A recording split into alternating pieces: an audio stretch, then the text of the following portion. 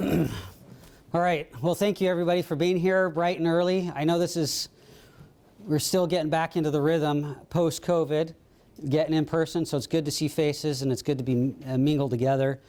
I love, yes, I do love, I wouldn't say I love cybersecurity. I love helping the community and individuals understand what's going on out there. To me, it's important to help business owners and individuals understand the risk so that they can properly mitigate and plan for combating those attacks and risks and preventing them when we can, or appropriately responding when there is something that does happen. So a little bit more about Teknologize. We are a professional technology services company. We do IT management and cybersecurity management for businesses, and we've been doing that again for 11 years, as Craig mentioned. Teknologize, what's unique about us is we are SOC 2 accredited, which means we get audited by a third party every year to ensure that we have our controls, our policies and procedures in place to not only protect our security, but to protect the security and well-being of our clients as well. So we're going to jump into this because there's a lot to go over, and we're just going to cover the surface. So if you have any questions, we do, as Craig said, have a Q&A at the end. So make sure to ask them at that time. What I wanted to do is just set the stage. Here's the reality of where we're at right now. You know, what worked 12 months ago, and we were just joking about this a minute ago, what worked 12 months ago just may not be good enough today, right? And we have to be on top of it all the time. Threats are unprecedented, and cyber actors or bad actors are targeting businesses. They're hunting businesses. Attacks are quite a bit more sophisticated and customized to the businesses and individuals within those businesses nowadays. The average time it takes to identify a breach is 197 days. That's crazy. And then the average time to contain a breach is 69 days. What I hear all the time from individuals or business owners is, oh, we got hacked last week, or we had this incident occur. Well, what they don't realize is they weren't really hacked last week. They were hacked 6 months ago. They just didn't find out about it until last week. And so one of the things that's important for everybody to understand and know is, how do the hackers work? What's their timeline? What they do, they plan. They take their time. They target their victims very specifically. They research. They understand who they are and what the potential return is for them. And then they initialize spear phishing, emails, malicious emails, or other exploits to gain access to that target's systems. And once they get in, they only need a little foothold. They don't need full access to everything right away. Heck, if the average time's 6 months, they got plenty of time to get everything or figure out what they need to. So all they look for is a foothold. And once they get that foothold, they determine, okay, who am I? Where am I at? Where can I go? And who do I need to be? And at that juncture, at that point, they start moving laterally within the organization. And once they've moved laterally and they have access to more information, that's when they start stealing their data, or stealing your data. That's when they start setting up additional backdoors so they can get in if their original way is blocked. They start hunting users, and specifically they go after the bookkeepers, the controllers, the CEOs, those who control the money. Because what's their incentive here? They're financially incentivized. I mean, it's a $1 trillion organization, $1 trillion enterprise. The criminal aspect of ransomware or other activities. Now, once they've done all that and they've been in your system, that's when they start detonating the attacks. That's when they detonate ransomware. One of the things that has really changed over the last couple years in cybersecurity are the measures to prevent and reduce this lateral movement. within organizations. Because what happens, yes, we got our firewalls, we have our antivirus softwares, but what happens when they get past that? What do we do? Right? And it's been a long time, for a long time the industry was focused on the perimeter. Now they're realizing we need to plan on breaches or incidents, because they're going to happen. It's not a matter of if, it's a matter of when. Every organization needs to plan on it.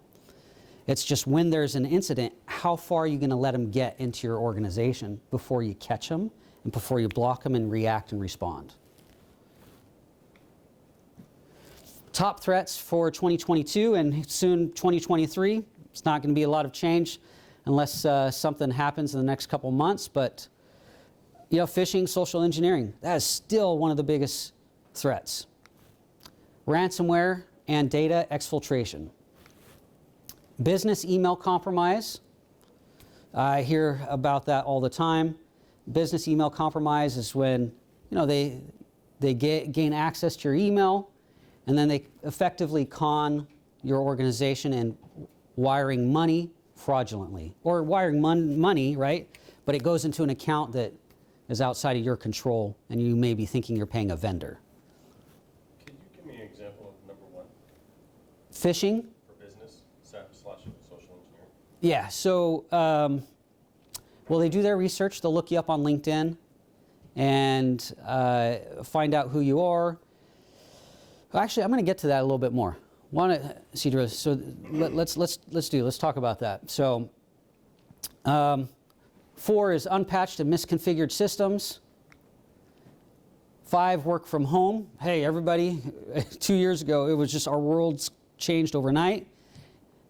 Everybody had to work from home. But guess what was kind of that afterthought? Man, that's security. That's too inconvenient. We needed to be able to work. So now businesses are looking back, trying to correct some of those knee-jerk, quick reaction to work from home. Weak or stolen passwords, unpatched, outdated, Internet of Things. Anyway, there's a long list of things, right? 8 things I've got listed here. Supply chain, but we're only going to talk about a few of these things today. Ransomware incident frequency has just continued to skyrocket. This data is a little bit old, but as you can tell, from 2019, 2020, and this trajectory hasn't changed. It still is continuing to go up dramatically every year.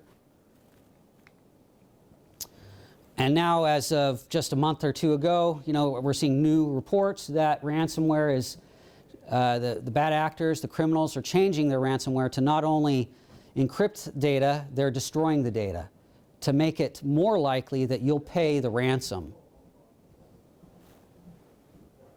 37% in 2021, 37% of all businesses and organizations were hit by ransomware. 37% is a pretty high number, folks. Here's just one example. If you go in the news, you see the news, you might, I'm kind of obsessive about watching the news for cyber incidents and attacks, but if you keep your eye open, you see that it's happening almost every day.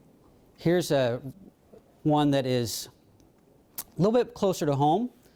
Common Spirit Health confirms outages. Well, you may not have heard of Common Spirit Health. However, they are one of the biggest healthcare organizations in the nation. They have over 1,500 clinics and hospitals in 21 states. One of the names you might recognize is Virginia Mason. Virginia Mason is part of that enterprise, part of that organization. They were impacted just this month, and they've been dealing with the incident for the last several weeks, and they're still dealing with it. Having to reschedule appointments, can't see patients, and oftentimes these are life-treating situations. So this was an announcement or posting that's currently live on their website right now. So if you go to the Virginia Mason website, they have a big old banner at the top that says, IT issues, click here, learn more. Now, what's important, yes, we see this in the news a lot, but what's important to realize is this is happening all the time locally with small businesses.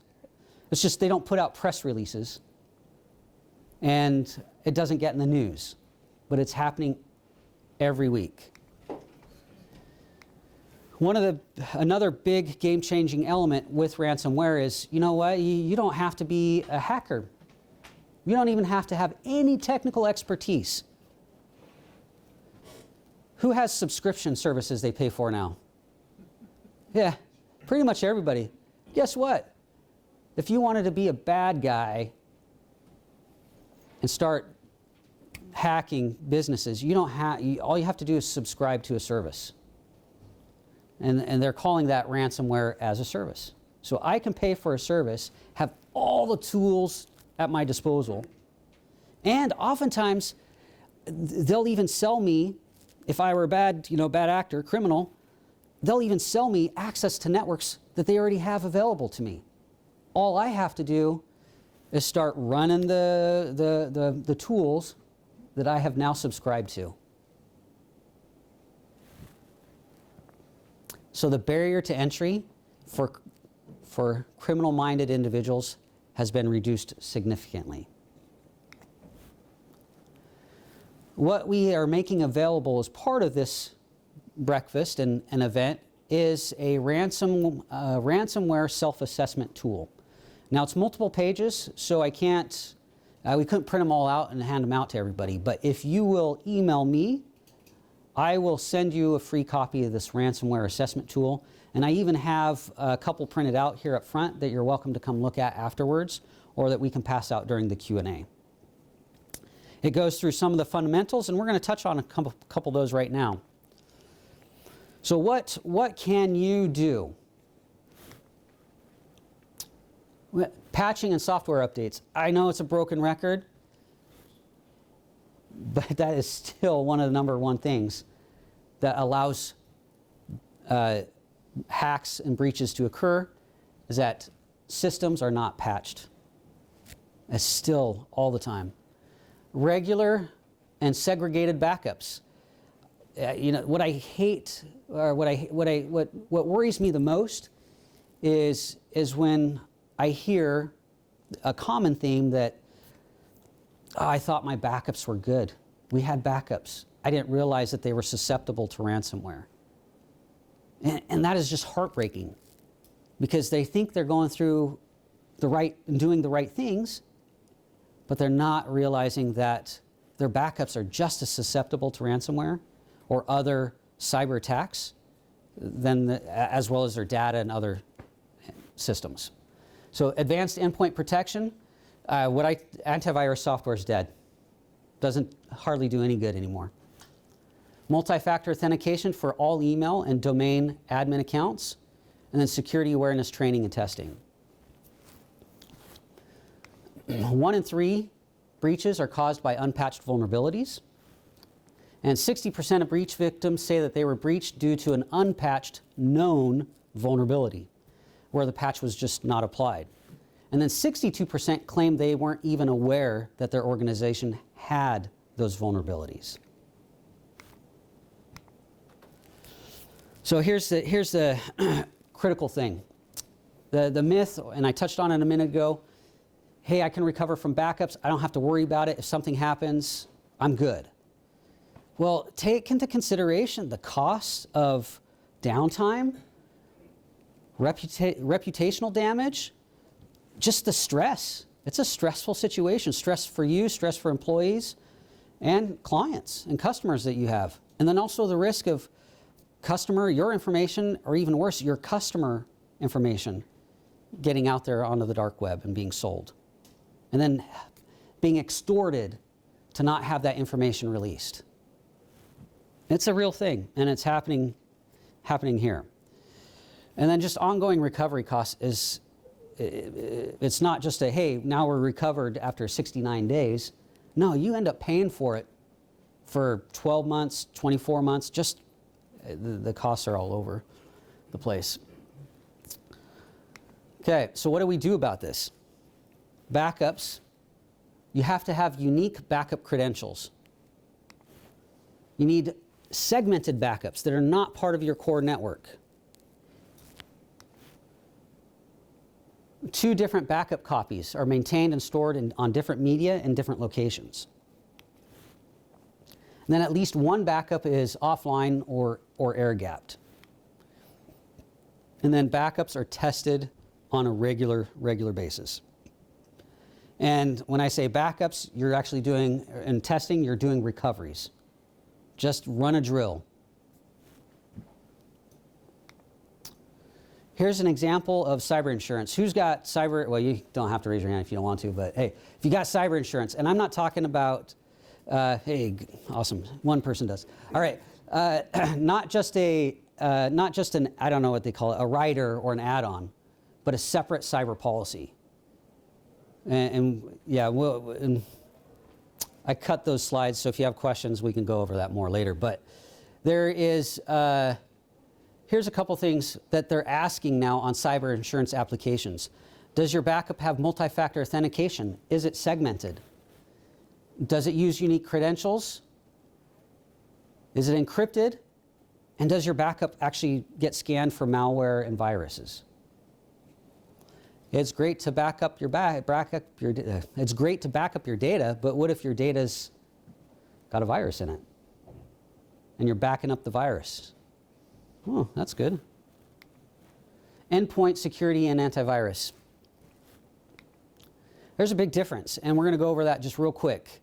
Antivirus only protects against known threats, and it has to scan your computer. And then you're always, old days, it was always update virus definitions. You got to update your antivirus software so it knows what files to detect. And it's just simply reactive in nature.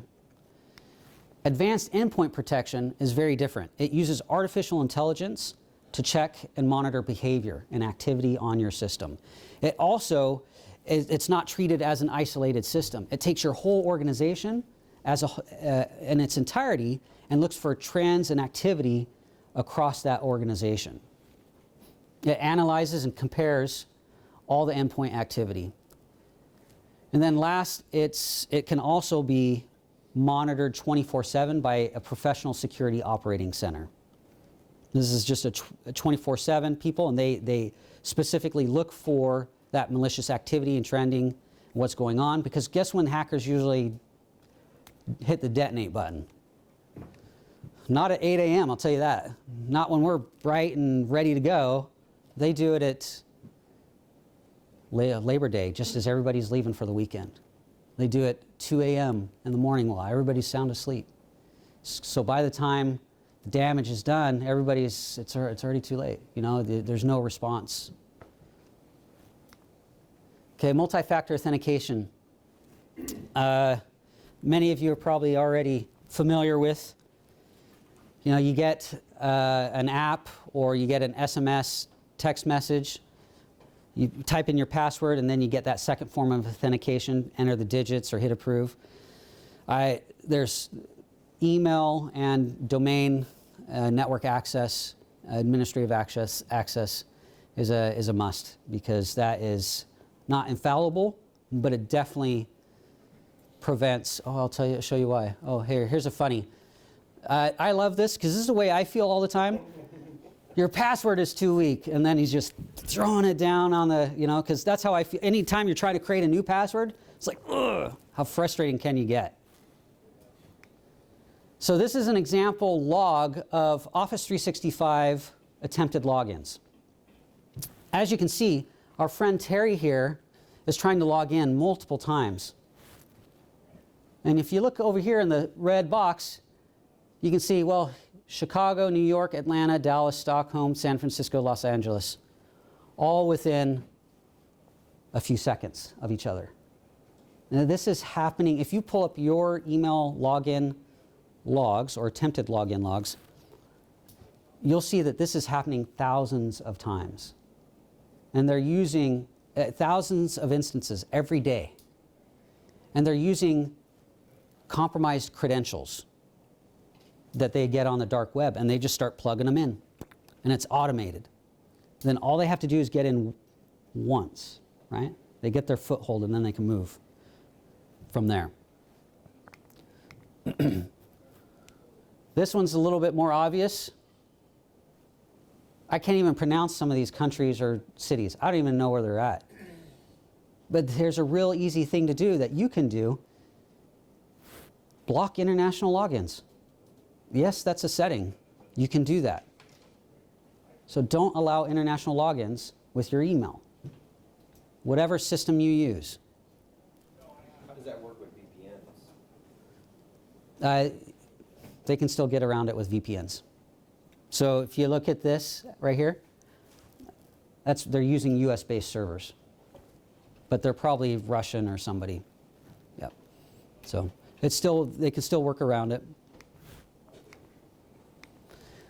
Another myth: my data is safe in the cloud. I hear it all the time. Our data is with our vendor, or we're using Microsoft 365, or we're using Google. That's awesome. I love those services too, and we use them just as much as everybody else. However, Microsoft 365 and others employ a shared responsibility model, which effectively says, we set up the platform and the system for you to use, but it's your responsibility to make sure that it's secure and that your data is protected, not ours. So you have to take that into consideration with your planning and protection.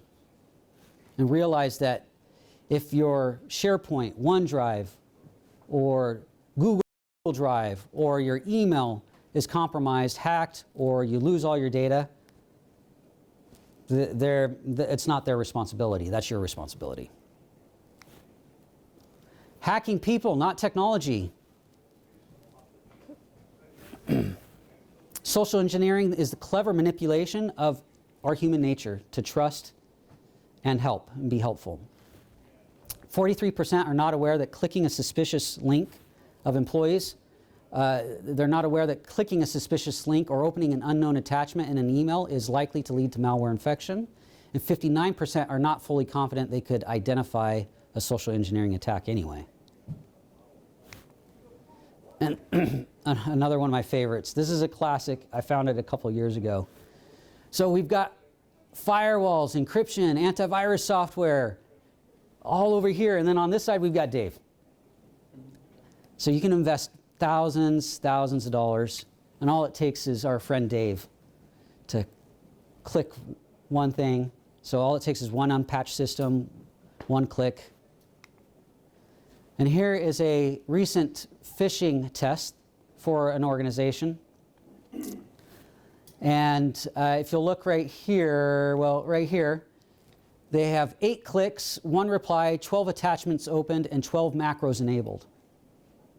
The industry average, the industry failure rate, I'll say, on phishing tests is over 30%.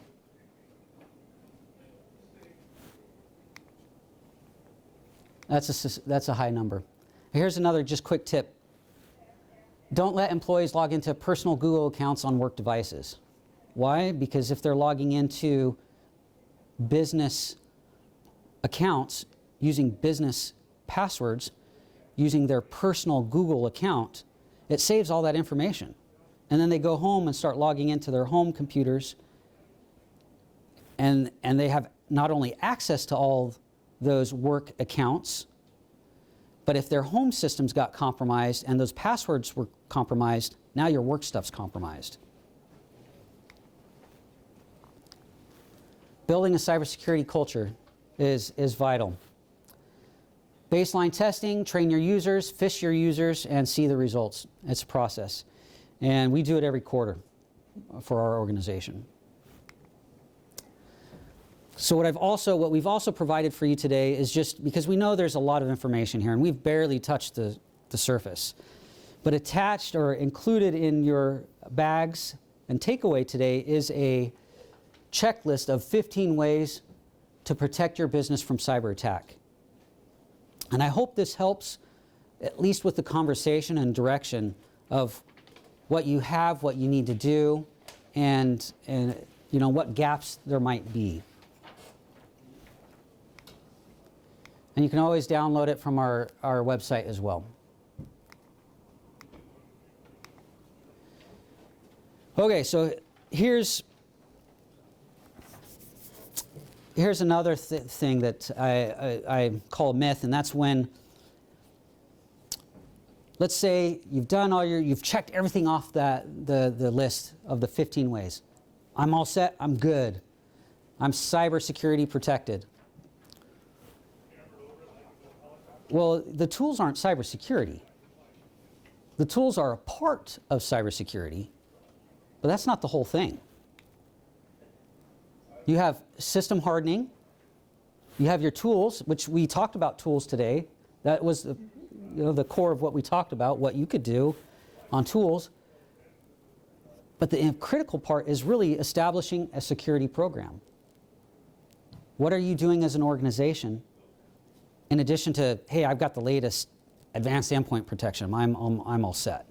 That's only the beginning. It's a journey and it's an ongoing process, and it won't happen overnight.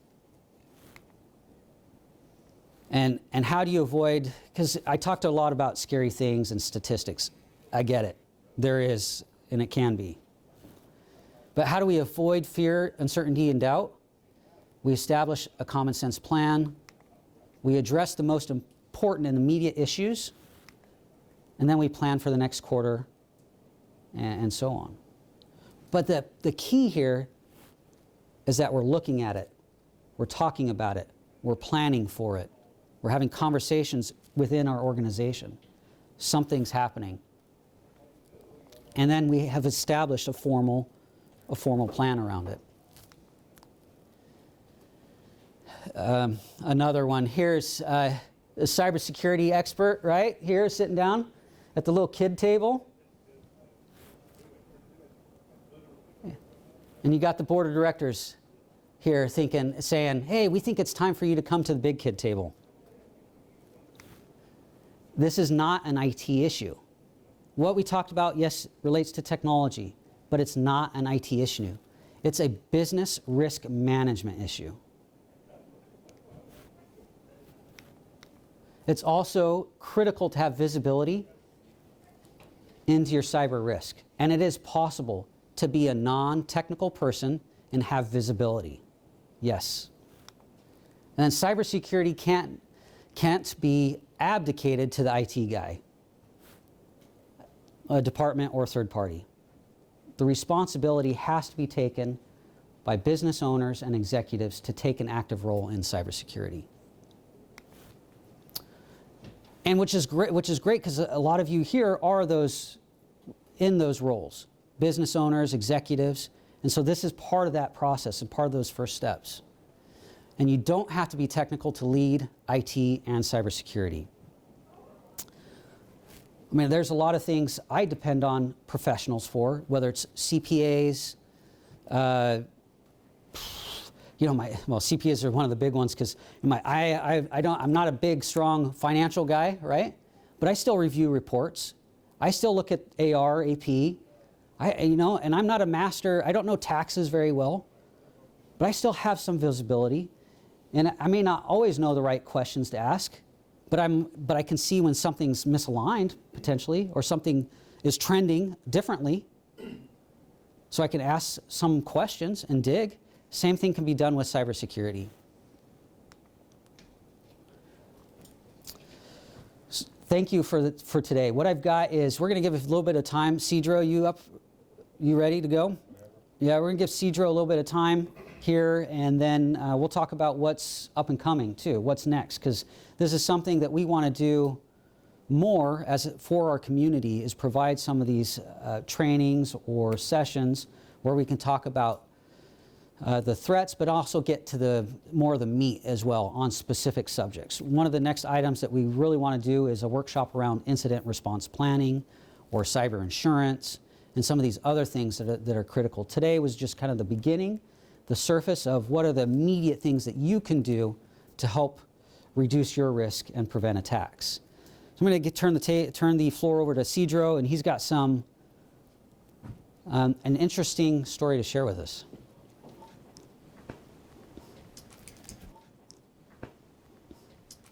Well, thank you, Byron. You bet. Appreciate that. So, it's a small world. I don't know that I know any of you, but it turns out I know him. Byron, and I didn't even recognize him.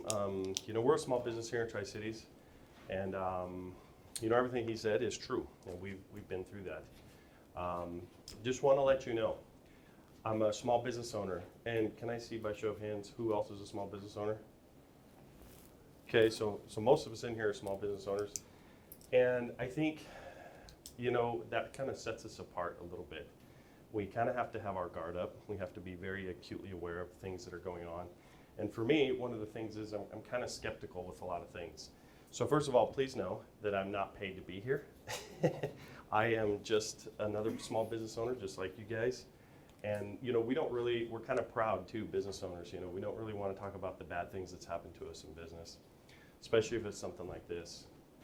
So we just did some work for Byron, ironically. We are ADS Window Tint. We've been in business for 24 years. We just bought our own our first building, which is great for us. But just before that, a couple years prior, you know, things were good. You know, we're a small business, but we're the area's #1 window tinting facility, and we're the best too. I think Byron can vouch for that.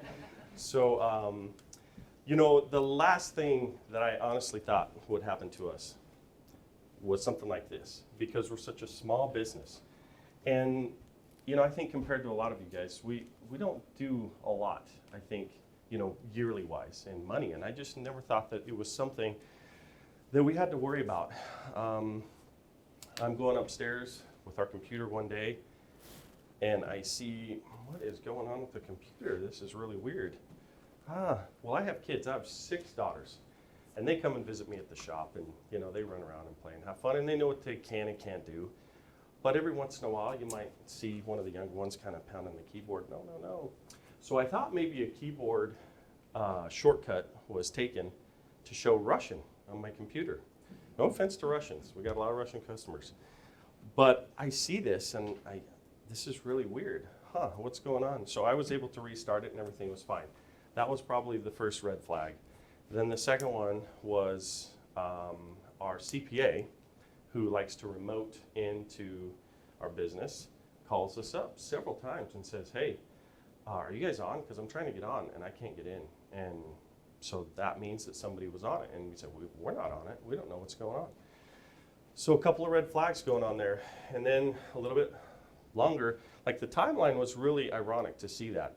We don't even know for sure when we got hacked and then ultimately ransomed. We go in one morning, it was probably a 2 a.m. execute button, and we can't do anything. So what happened was we were hacked and ransomed. They wanted 2 Bitcoin, which at the time was roughly 50,000, I think, at the time. And you know, we didn't know what hit us. We had no idea what is going on. We'll just restart QuickBooks because we got backup. Nothing. So they went for 2 things apparently in this, which was what we found out. We were using the Windows remote in at the time, which was one of the worst things you can do. And then we also were using QuickBooks. So those are 2 targets at the point in time that we were attacked. So we've been with Community First Bank for a long time. And you know, I always wanted to go with a small, or I should say hometown bank, rather than, you know, a nationwide thing.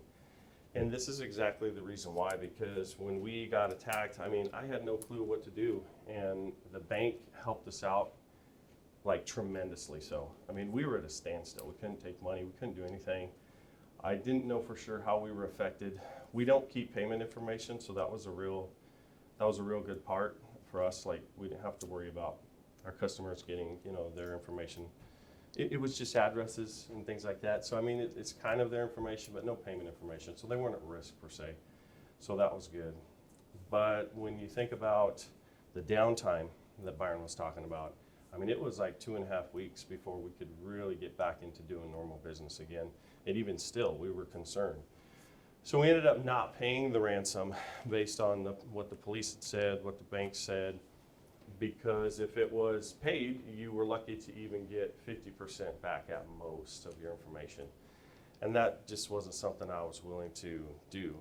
So it was more or less record keeping for us in-house is what we lost. So 7-8 years of customer data and information. So our repeat customers, we got to see who come in and what they did. So for us, I mean, we weren't hurt tremendously bad. It did cost us financially, but and I think 25, 30 grand, if I can put a number on it, is what we were hurt.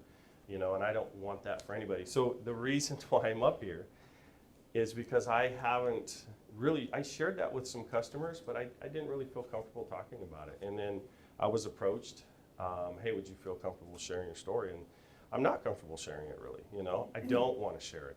I'm embarrassed up here just thinking about it and talking about it with you guys. But the thing is, as small businesses, as small business owners, we have to talk about things that are risky for us. Because we'll talk about a lot of other things when we're together, but this might not be one of them. And it's an ever-evolving world. I found out that you are never 100% safe, and we probably learned that this morning. But we can learn how to be safer, and I think that's one of the most important things is mitigating behavior and things like that. So I think that with the increase of the attacks and everything else, I mean, this is the guy. I didn't even know that this is what he did as a customer. That's what I'm talking about, the communication. So he came in, he had a severe problem with his vehicle. We were able to provide our services as a solution to him, but I didn't even know what he did. So that just proves to me that I'm not doing my job as an effective communicator in my business, because this was even just a couple months ago. So as a society, as people, let's open up more. Let's talk to each other. Not just at that business level, but hey, how are you doing? What do you do? Sometimes I try not to bring up, what do you do for a living? Because I feel like customers will think, well, if he thinks I have a really good job, he might raise his prices on me, right? I mean, it's one of those things.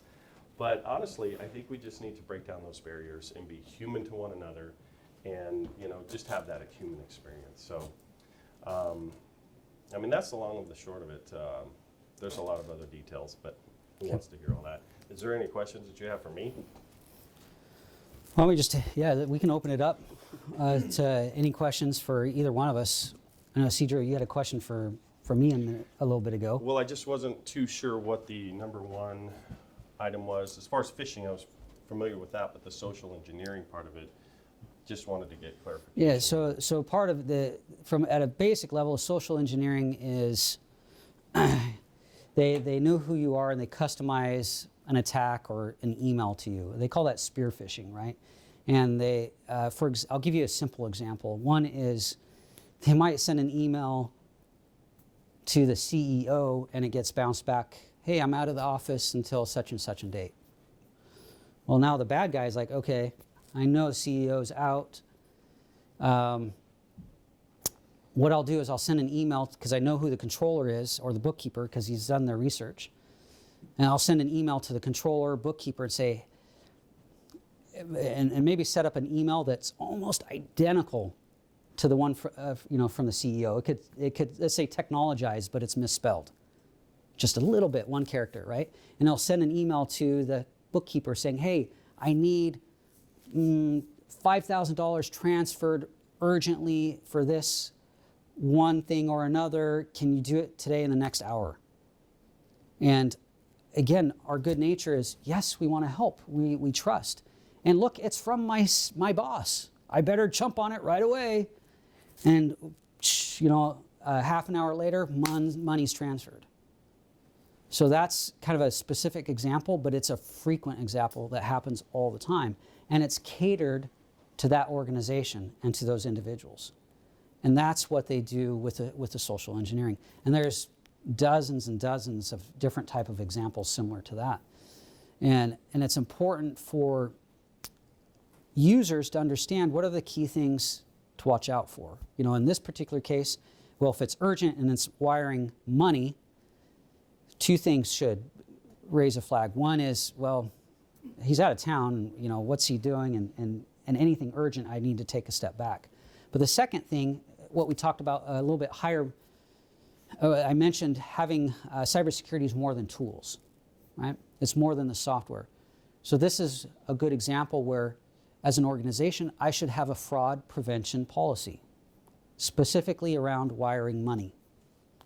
And so if I get that email, even if I think, oh yeah, that's Cedro, I gotta go do that right now, I stop. I'm like, oh, let me follow our fraud prevention policy and go through the checklist, which means I need to do this, do this, do this. And one of those things might be just calling Cedro up and say, Cedro, what are you talking about? Or sending them a text. This is crazy. You really want me to do this? And verifying that. But that's having a more mature process around fraud prevention. And that's cybersecurity, is looking at, or information security, having policies, procedures, processes to help prevent those activities or falling prey to those activities. Other questions for myself or Cedro or? Yeah. You mentioned QuickBooks, so how does that come out in the end between the CPA and you? Were you able to regain those files when you get a cyber attack? Is that hitting both ends of? Yeah, so we let her know right away, and she was not affected. Although I think she kind of was, between me and you, I think she kind of was, because her systems were down as well as they were verifying everything was good. So, you know, I feel a victim, and it's the only time I'm going to say I'm a victim. I feel a victim because we did exactly what our CPA wanted. She told us to set it up like this, and everything was safe. We had a third party come in and make sure that everything was safe. So had we not done what we were told to do, which was against my gut, then we probably would have been okay. So, and to reiterate, they didn't take any money out of our bank account, but they were holding our information ransom, is what it was. So all of our files on each customer was encrypted, and they were said, hey, you pay this money, we'll give you the encryption key. Were you able to recover your QuickBooks file? Nope, we Okay. just started fresh. Everything was fresh. So, and it's a stinker because we have a lot of good customers that come back a lot. They buy a lot of cars, you know, we do commercial work for them, things like that. And it's just good to keep record, you know, to see who's doing what. So it just wasn't worth it to me to know that we, at best, would get up to 50% of our information back. So we just dumped it all and started fresh. Yeah. So that's what we did. Yeah, and that's not uncommon. I've heard that many times here locally. Go ahead. Was that QuickBooks online or desktop, or does that matter? 'Cause those are So it was desktop at the time. Now we are online, but we're also using a lot of other things in addition to that. And after today, I'm going to go back and start doing some more homework because I think we're safe. But no, I don't think we're safe at all now. So yeah, and especially with the emails and personal emails and everything else. Yeah. So backup, I mean, I use Carbonite or something, you know, a cloud-based, and a couple times we've used it, it worked just fine. When a computer crashes on its own, or we even use Carbonite when we're installing a new computer. We just take material from, but you said we should have at least two Yeah. sets of backup. Yeah, I would. Yes. So what I presented is what is on cybersecurity insurance policy requirements, right? But best practice oftentimes gives you at least three backups.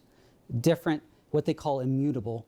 They can't change, and they're separate from each other. So in your example, Carbonite is one of those. Well, because I hear it all the time. I got my stuff backed up in Carbonite, or I've got it backed up in OneDrive or Google Drive or something like. Those aren't real backups. Carbonite maybe a little more so but those are file-based backups. OneDrive, Dropbox, Google Drive are all file synchronization softwares. So all of those are susceptible to ransomware. Because what happens? Well, if I get ransomware, Carbonite's going to do a great job backing up my encrypted files that I can't get to. And you might have some historical information, but you're not going to have your current information with ours. But what we use is not cheap either. Right? And it's more of a continuity solution than it is just a backup. Because for me, backups, there's two parts of the equation. There's are the files backed up? But the second and equally as important part of the equation is how quickly can I get back up and running when something does go wrong? And oftentimes that second part is overlooked. It's overlooked because we're not testing the backups. It's overlooked because we haven't even thought about it, what it's going to take, right? How long is it going to take us to get back up and going if we're totally down? Because great, you have backups, but what people don't realize, well, even with backups, it can still take you several days or a week to get back up into production. And that's extremely damaging to businesses. Yeah? So we're in the process of transitioning our stuff to Office 365, the cloud. Uh-huh. And question is, we feel safer going that direction, but is there an incident rate difference between cybersecurity threats or incidents between people living or working on the cloud versus their local servers? Or is it too soon to say? No. There's very clear statistics out there right now. I don't have them top of mind. Most targeted organizations are small businesses because they typically don't have the money or dedicate the time for any cybersecurity protections. So, I mean, it's like 350% more targeted than larger organizations. That's just the way it is. But cloud, one guess. What is the most hacked cloud or targeted cloud service in the world? Microsoft 365. And whose responsibility is it to secure it? Shared responsibility. And Microsoft's responsibility is to make sure that it's up and running, it's reliable, and they provide the tools and means for you to secure it, but they're not in there configuring your security settings. That's your responsibility. And that's the pitfall. Because everybody's like, ooh, yeah, I'm 365, I'm all set, I'm secure, I don't have to worry about it anymore. Well, guess what? Did you disable international logins? No. Do you have MFA set up? No. That's on your shoulders. So yes, I mean, we use 365, absolutely. I love a lot of the value it provides. However, we also dig deep into ensuring that it's as secure as we can make it on our end. Yes? Last time I had that happen with one of our agents, they were using the OneDrive solution. Yes. And they were using the sharing capabilities. Mm-hmm. And there are options in there. I mean, I don't want to be the negative kind of guy or anything, but there are options in there to recover, Mm-hmm. to do historical recovery. If you look at it, though, it's not. If you look at it, though, it's not a backup in the means that is approved by cyber insurance policies. It's not a backup solution, but it's better than nothing. If it's like a 1, 2, 3 person type. What they call it is that's usually what I recommend them. they call it the different redundancies, right? And typically there's just a 30-day time frame where that information will be available. So anything after 30 days, it's gone. So yes, there are some features and redundancies there that are of value and if needed, but I wouldn't stake my business on it.